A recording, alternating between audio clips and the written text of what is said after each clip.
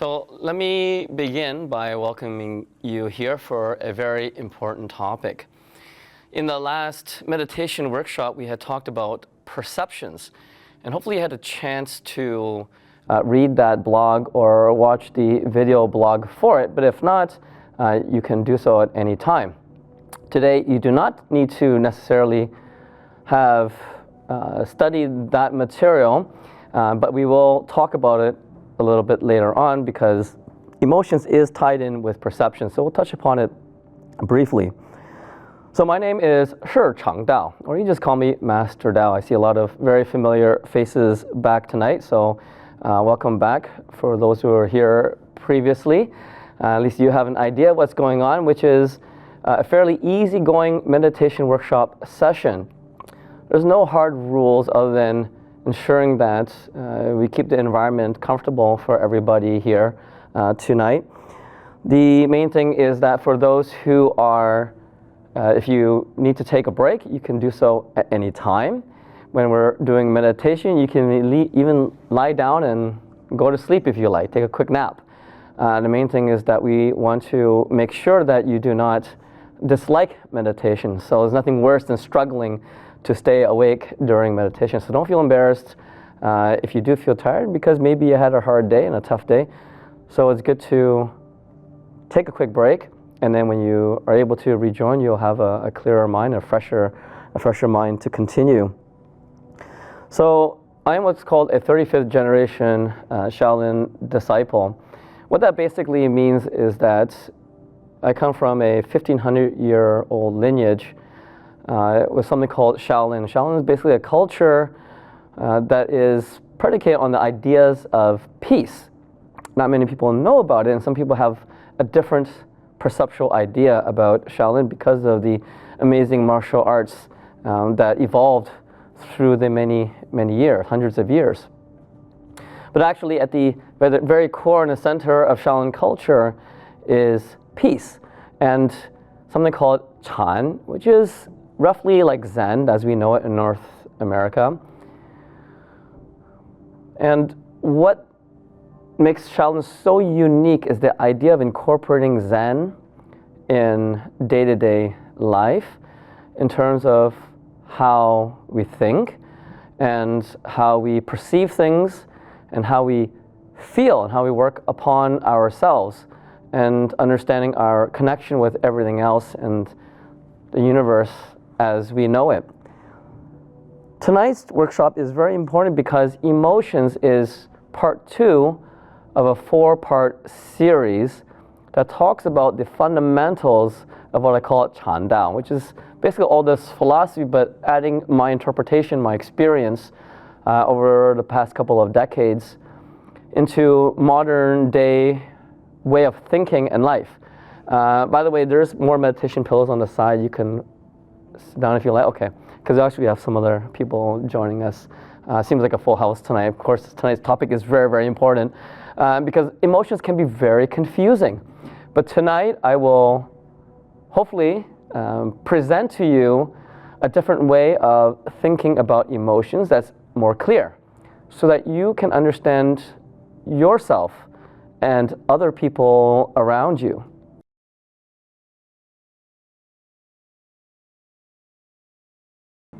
Emotions. Hopefully I had a chance to think about what emotions are to you. And now I'll give you my definition of emotions.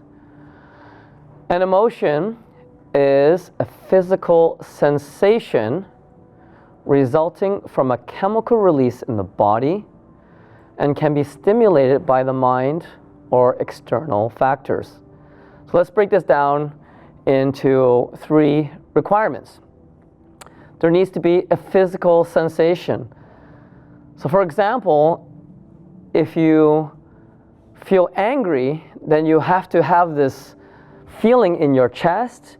Maybe your blood starts to rush up to your head. There's a very distinct feeling that you can only characterize as anger. Same thing is with happiness. We will feel a sense of euphoria, maybe peacefulness, and that might be your feeling of happiness. And what about physical, the chemical release? Well, part 2 of this definition says that there actually is a chemical associated with every emotion that we experience, and that we create that chemical, we store it, and then we release. And there are many, many, many kinds of emotions that we experience. We're very complicated beings. We'll talk about many of them tonight, but by no means will it be exhaustive.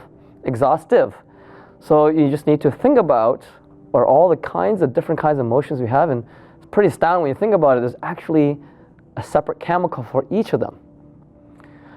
And finally, I mentioned that the emotions must be stimulated by your mind or by some external factor.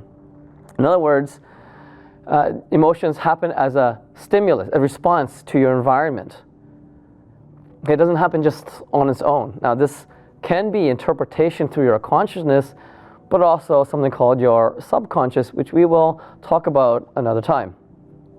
But it can also be injected into you as a chemical to make you laugh, for example. Okay, so there's many, many kinds of things like that, and drugs and whatnot. Now, because there are so many kinds of emotions that we experience, we want to break down emotions into 2 parts, 2 components. The first component is what I call emoting. This is the physical act of emoting. So when you, for example, you're sad, you might cry and you might have tears come out. When you're laughing, you might make a laughter noise. This is emoting. And that's separate from the second component, which is emotional state. This is now the actual feeling that we just talked about, the release of that chemical, that physical sensation. So in other words, emotions have to have physical sensation. It's got to include a chemical release and has to be stimulated by something within ourselves, through our own minds, or through our environment. And then we will feel it, but then we can choose to emote it in different ways. Some people will be sad, but they might be laughing for some reason. Okay? For example, we've seen that. And maybe you've experienced that in some way. What's interesting is that by breaking down emotions this way, it can be very useful.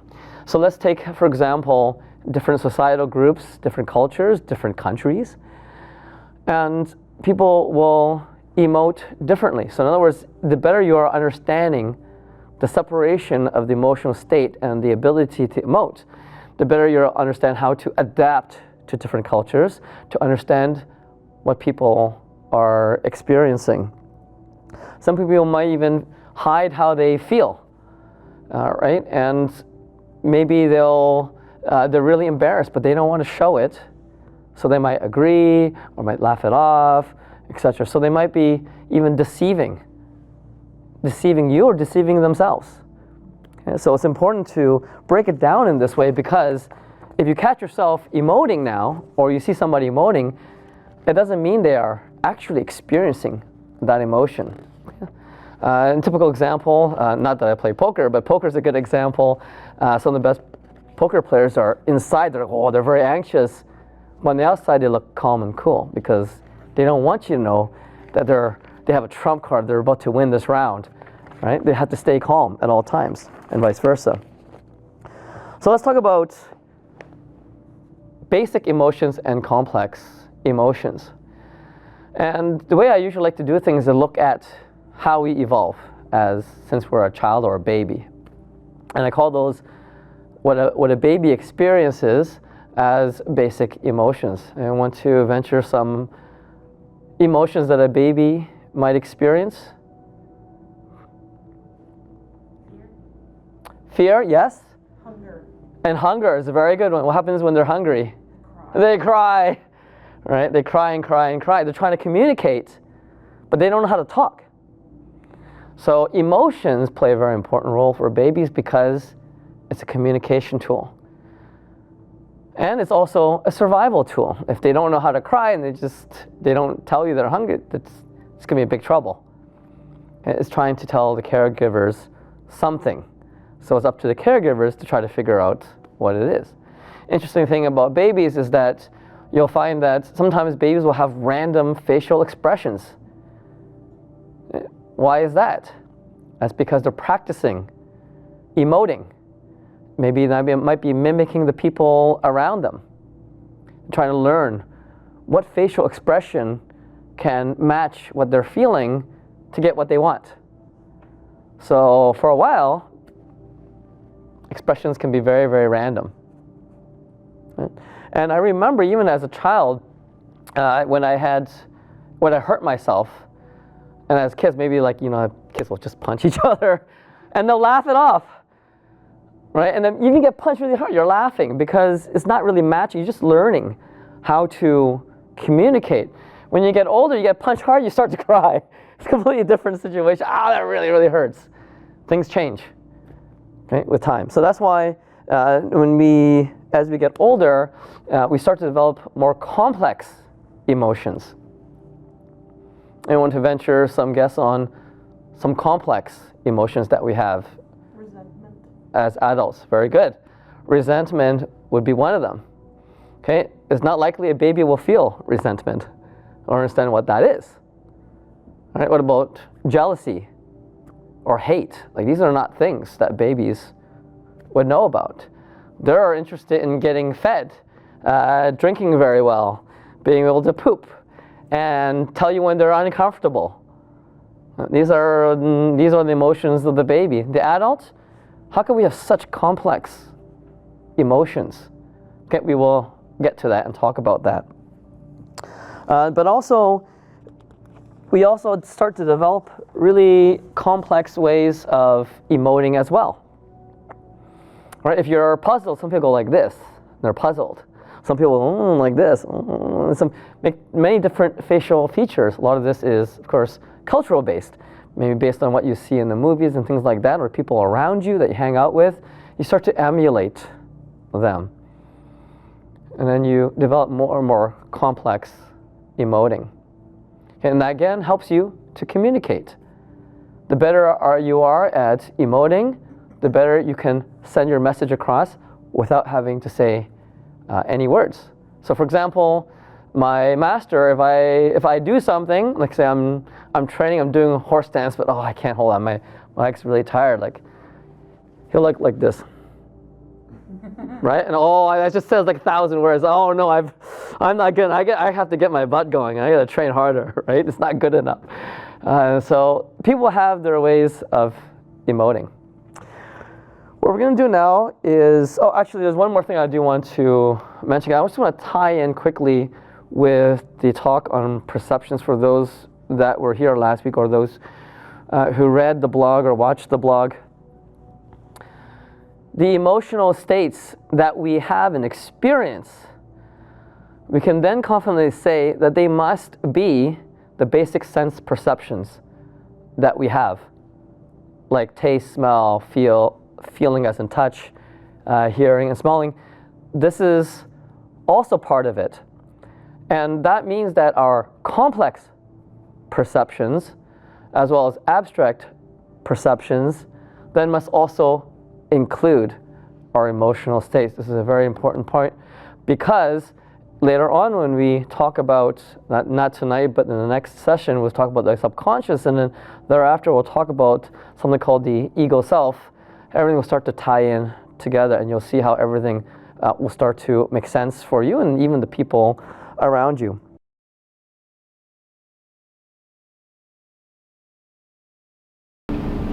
As we continue, I ask you, why do we have emotions? So let's start off with an important discussion about how emotions are difficult to deal with. So for some people, for example, have anger management issues, and then they'll get very angry, and that anger builds up, and then it maintains for quite a long time. And it may cause that person to do something they regret later on. For example, but what if you lost somebody close to you? You will feel sad at first, and then if you can't deal with the situation, and then the continued sadness day after day eventually becomes depression. For a lot of people when they experience depression, they don't eat very well. They don't eat very much at all. And it's harmful for the body. Now, if that person had a clear mind, and you ask them, does this make sense? They'll probably say, of course it doesn't make sense. Why would it hurt yourself? But when you have certain emotions that are so strong, it doesn't give you the appetite. So in a weird way, it's like the body is kind of malfunctioning. The other example is that some people may experience other kinds of anger and hate or jealousy. There's so many emotions, complex emotions that we have and that we experience that continue to build. And it doesn't seem like it's easy to get out of. Part of tonight's discussion is to help you understand different ways of dealing with or managing your emotions so that you can bring them down. And then I'll bring in my own personal experiences, of course, and how to think in terms of the long run. But even emotions that you might consider positive can cause problems. For example, I like to bring kids as an example. They get really excited. But they know that there are rules at the school and they're training and they have to follow the rules. They're pretty strict about it. But once they get really excited, they're talking, and they're completely out of control. If you ask them, do you know what the rules are? Oh yeah, we know what the rules are. Are you following it? No. They're too excited. Okay, so that could happen very easily in your life as well. But if you experience a lot of joy and happiness, then the opposite will start to happen. There'll be times when you feel boredom or lack of motivation. And that might actually end up making you do things that you don't really want to do. You might be going after excitement in different forms of entertainment and whatnot. And you might even lead to gambling and alcohol abuse, for example. So we've seen these stories and movies and TV shows try to convey a lot of these kind of things to help people to understand their emotions better as well. But the main point really is that our emotional states that we experience become so strong that it overrides our rational thinking. We end up doing things, or we might see other people doing things that don't really make sense. They're not really what we or they want to do, but they'll do it because the emotional states are that strong. I have another interesting example. Actually, we have a lot of adults here, so this might apply to you.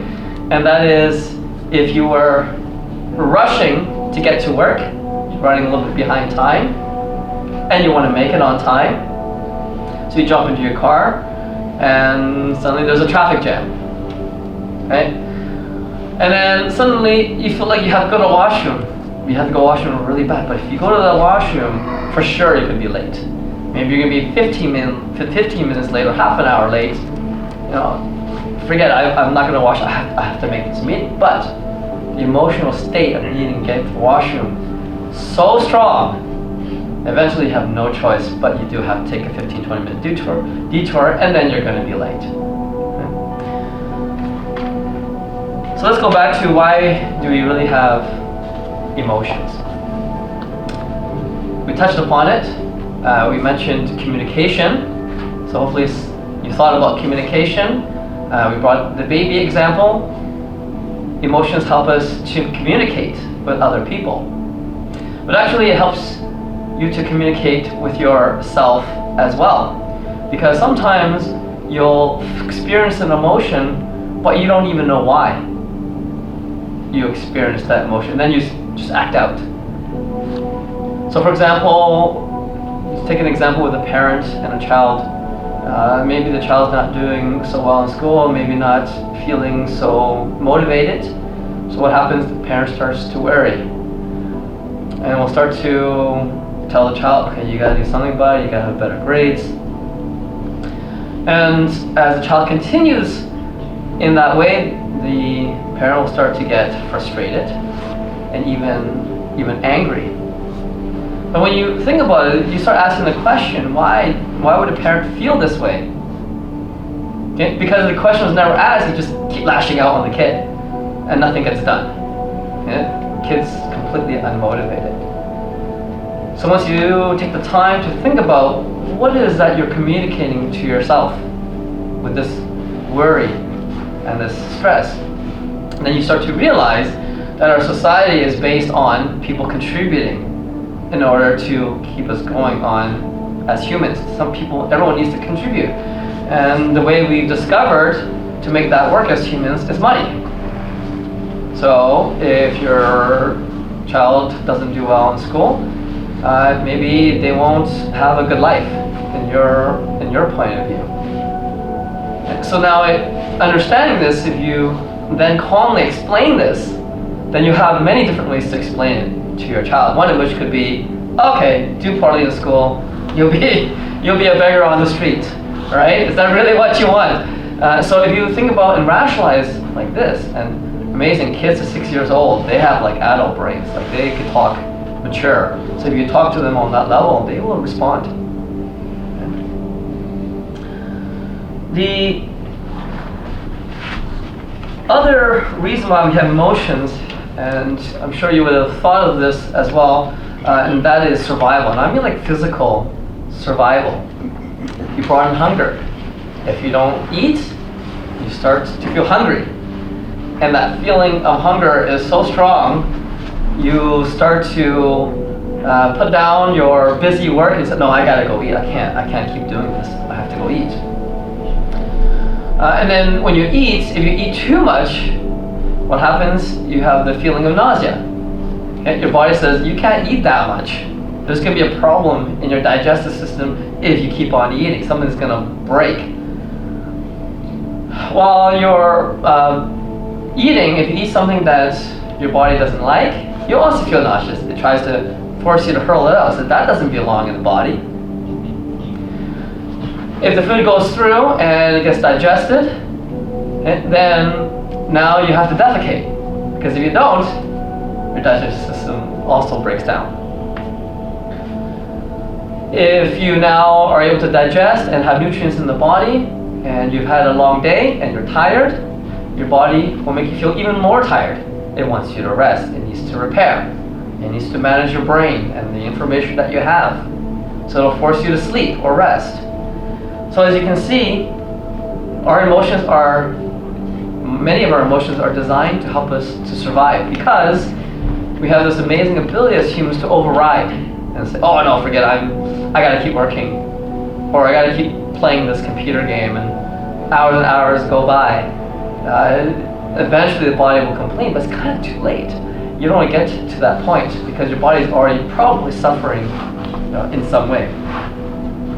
And there's one other major reason that we have emotions, and I kind of combine a bunch of different ideas, and that is to integrate.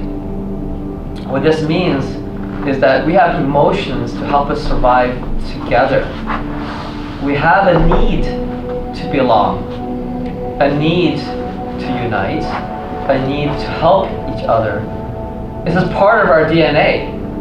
To deny it, right, will cause problems for yourself. Sometimes I've had students in the past, maybe they start reading some Chan books or Zen philosophy books, and then suddenly they disappear. And I hear back from them years later, what happened? Why did you suddenly disappear?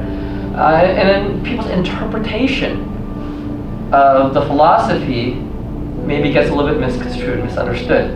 So they feel, oh, I need to just kind of disappear and be alone, called self-cultivate, right, for the rest of my life, kind of thing. We're not meant to be like that. We're supposed to survive together, and that is why we have such complex social behaviors. We're all trying to figure out how to share the world together and then to keep things going.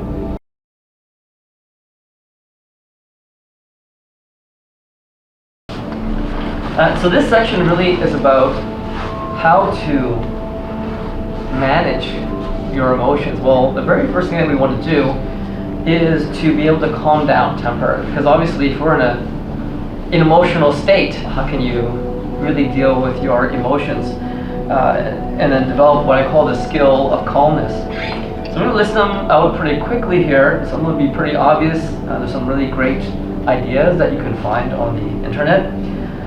One of the things we want to do is focus on your breathing, because when you breathe, it helps to regulate how you feel, regulates your heart specifically, and in traditional Chinese medicine, that will regulate how you feel overall. So all you have to do, take a few minutes to breathe more fully and just try to relax. Number two, remove yourself from the environment. It sounds more obvious than it really is, but if something in your environment or a person in your environment is contributing to a very strong emotional state, simply walk away. Okay? You have that right. You said, I'll explain later, and just take off. Because continue being in that environment is not going to help. Three, you can also try listening to music, distract your thoughts, just to temporarily bring some level of calm to yourself. You can try something called moving meditation. So basically all that is doing something simple that distracts your mind. It could be washing the dishes, for example. You can do qigong, or tai chi, or even kung fu. And then finally, you can meditate, as we are doing right now. It's not that easy from a state that is not calm to sit down and want to meditate. It's not easy to take that step, by the way. But if you do push yourself to do it, you'll be able to later on reflect on how great it is or was, and that will help you motivate the next time. So the skill of calmness, what this is basically is an idea that you can develop a technique where you can be calm at all times. So in other words, this is a long-term skill. And if you don't practice it, you won't be very good at this skill. You won't be a very calm person, is basically what this is saying. And how do we go about doing that? Well, I have three ways that I thought of to do it. One is to practice acceptance scenarios. And you would have done this probably for your job interview, for example. If you go into a job interview, you think, I've got this, I'm pretty sure I've got this, and then you don't get it, you'd be really, really sad and disappointed. If it keeps on happening, you're going to be depressed, you just give up on hope. On the other hand, if you go into your interview saying, I have a good chance of getting this job, but I might not. Further, you say, it's okay, I'll accept the result, because it's not in my control, other than what I can do my best to prepare for that job, and I'm going to keep on trying. So if you go into the interview thinking like that and you don't get it, well, you've already accepted that you won't get it. So you won't feel that disappointment, and it won't prevent you from continuing to be highly motivated to find a job. The second one is sitting silent meditation, but doing it daily. And this is what's so important, why I encourage everyone to do even 1 or 2 minutes a day. Because by now you would have had the experience to see that you're in a much greater state of calm. And it's because you gave your mind some time to rest. Otherwise, it has a task list of all the things you're constantly worrying about. It's generating a lot of stress for you. So when something unexpected happens, you can't handle it, you can't deal with it, because you have a list of other things constantly bothering you that you have to worry about, and then you will lash out, and then your emotional states get out of control. Finally, this one is not as obvious, but I call it practicing awareness of arising emotional states.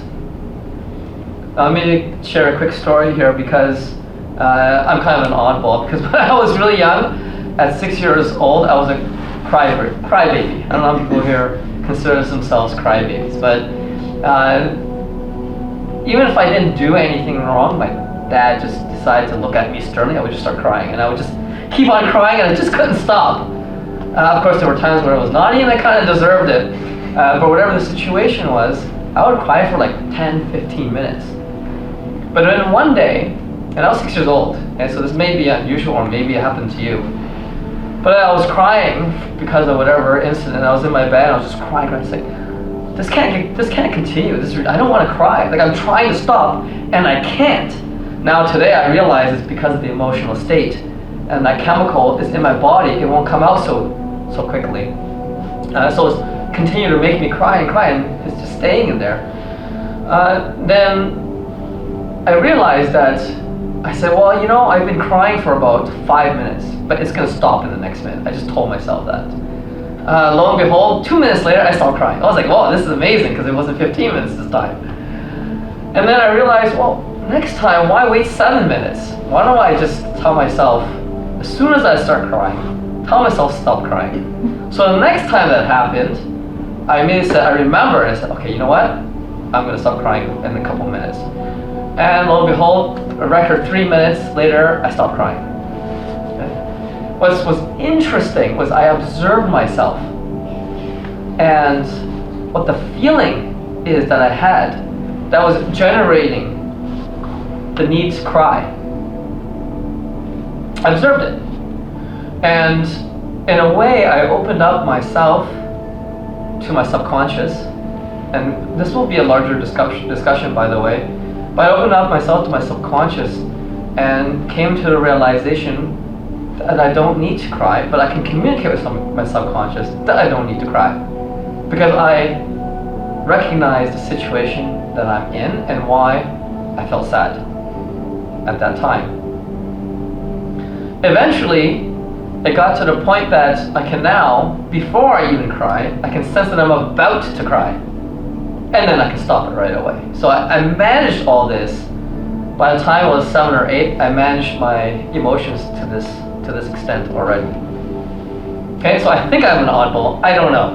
But this applies to any of our emotional states, which, by the way, for those emotional states that are for survival, it's dangerous to muck around with those emotional states. So basically I encapsulate into 3 steps. So if you practice this, then first of all, you want to start in a relaxed state. And then you purposely induce an emotion. You can do so, for example, by thinking about a sad memory. Or, if you have more time and patience, you can just wait until you're hungry. Whatever it is, observe it as it appears. The sooner that you can observe the emotional state and experience it, the sooner that you can not only become more aware of it, but also understand it. Because the feeling of that emotional state will be different in time. Right before it gets released, to the moment it's released, to 5 minutes later, to the point where you start to calm down. Try to experience your emotional state from beginning to end in this way. So if, for example, you're angry and you're out of control and you're just like cussing at people and whatnot, 5 minutes later you go, oh, you know, I didn't even realize I was this angry. When did it start? What happened? Was it something someone just said? Okay. Or maybe I was in a bad mood already. Whatever the situation is, the goal is to become aware of it sooner and sooner. So essentially you're training your conscious awareness of your emotional states. And when you can do that sooner, you can prevent it from building up to the point where it's very, very difficult to deal with. Okay, so that's my, hopefully this technique will help you. I've further described in a lot more detail in the upcoming blog. So feel free to read that and try to practice it, and even shoot me an email, some feedback on how that is working for you. But make no mistake about it, you have to work hard at this. It's not just going to come like that. Like, things I'm just saying kind of maybe you sound kind of strange. But if you keep practicing it and you gain more experience, now you have wisdom. You're no longer ignorant. You have more wisdom about yourself, who you are, why you behave the way that you do, the things that you do. A lot of it stems from these emotional states. Some people ask me about how to deal with the emotions of stress, anxiety in the long run. I do have articles on these, so please check out our website for the answers to those. I may touch upon it again later on when we deal with the subconscious and the ego self. But I do want to end tonight off with what I call my Shaolin Chan-Dao or Shaolin Chan-Dao perspective. I'll read this out. Emotions help us to understand who we are and how we fit in society.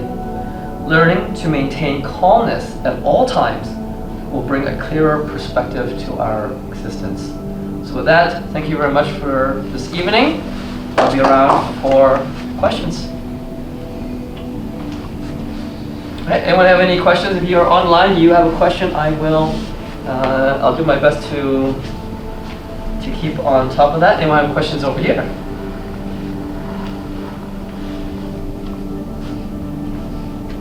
Yes, I do have a question. Yes. So you mentioned that emotions help us integrate as a society. What about then the anger, the power fights or struggles that we see today in our society? Because those arise from emotions too, between leaders. Yes. So some people have the perceptual layer that certain things are very important to them. And a lot of times those things can come from childhood. Maybe someone was very poor and they suffered a lot. So later on they became rich and they felt like they had to keep accumulating money and get more and more money. So everybody is going to be different. It's not that easy to answer your particular question. But if it's an emotion like anger, for example, how do we justify anger, maybe in terms of how we integrate together? Because some people, again, I mentioned before, if we display anger, if we emote anger, we don't even have to feel it, but we can emote anger as a way to immediately communicate the seriousness of a particular situation. But the person emoting anger might actually be in the wrong. Right? So it's important to then, once again, understand why are you angry? What just happened? Is it because you're ignorant of a situation, for example? That may be causing anger. And then if your ego kicks in where I can't be wrong, some people say I cannot be wrong. It's part of who they are. Then they'll just keep more and more angry. You put two people like that, they get angry and it just builds up. Right? So a lot of situations like power struggles and things like that, you can explain it. It's very complicated, but it can be explained by many events that happen in those people's lives that make them feel like they need to control things around them, and they need more so-called power in order to control even more things around them so that they can feel a sense of security. Any other questions? So did that answer your question more or less? Let's see if anyone else online has any questions. Don't be shy. There's if you have a question, maybe other people are thinking the same thing. There's no such thing as a bad question. I have more of the comment than the question. Yes. I think emotions are kind of alternative way of reacting to thoughts. Right? We have the cognition, the higher level, and we have the emotion. Right? It moves us. We react in certain way, and it's as part of us as thought. So I would say it's just parallel way of dealing with things. You can consider it, you can just punch the guy and it will solve some of your problems, right? So or create more problems for you. In our society, but that's kind of point. And emotions like love and stuff like that is a big part of what we are. So those things we maybe want to cultivate rather than push Dao, etc. Plus, I think it's part of what we are in a sense.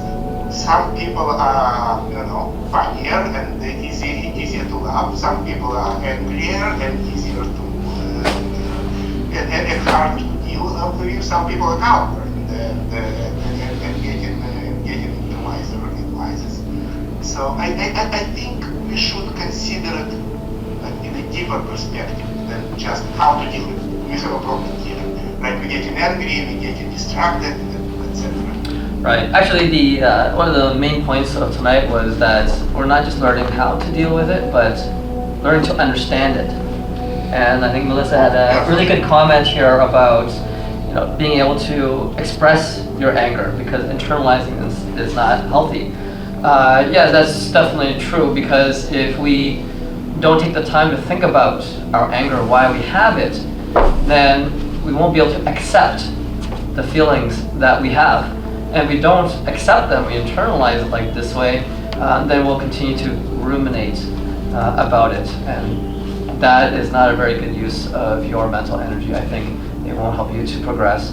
But feeding off your comment there, Igor, about emotions, I brought in the idea of integrating as a society. So ideas such as love, for example, is what's going to help us unite as a species. And I believe with all our technology and the way that our world is moving, we are going in that direction where we'll be uniting more and more through love and through understanding one another better.